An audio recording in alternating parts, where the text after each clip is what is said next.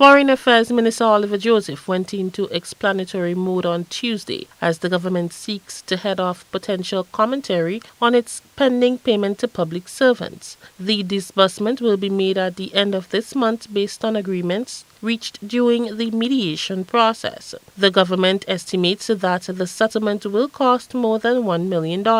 Joseph says this will plunge the country into further debt. In terms of the performance of the economy from January to June, Cabinet did get a report from the Ministry of Finance. And while the revenue situation is increasing, I can tell you that the expenditure is above the revenue. And that is not a good situation because it means that you're in a deficit. And for the last 5 years, we were not in a deficit position.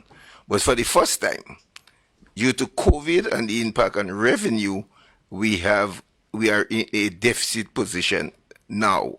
As a result, Minister Joseph highlights the need for urgent growth in revenue. According to him, the country is in the red at the moment as it suffers from increased expenditure.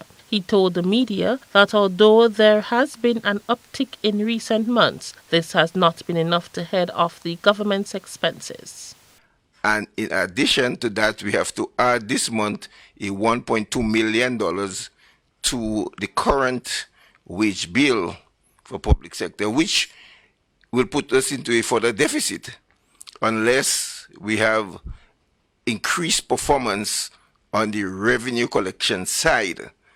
So the situation from January to June has not returned to the post-2020 or 2019 period because we're using the base years 2019. While the government ties its increased spending to the payment which are owed to teachers and public officers, observers are not buying the argument. Trade unionists point to the fact that government has found the fiscal space for other cash outlays, some of which were brought about by unnecessary actions such as the repurchase of Grenadiers. For GBN News, I am Rena Thomas reporting.